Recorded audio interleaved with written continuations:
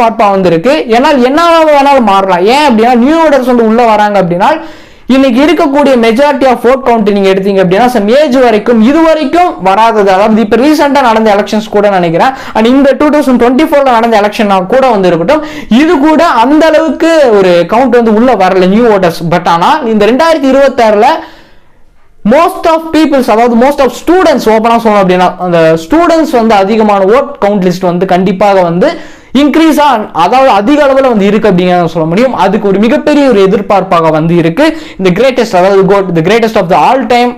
இது வந்து ஒரு பெரிய ஒரு ட்விஸ்டபிள் மூவி அப்படின்னு சொல்ல முடியும். பல கீழஸ் வந்து உள்ள இருக்கு, பல விஷயங்கள் வந்து இருக்கு. பட் ஆனால் எதுவுமே இது உடைக்காம இருக்காங்க.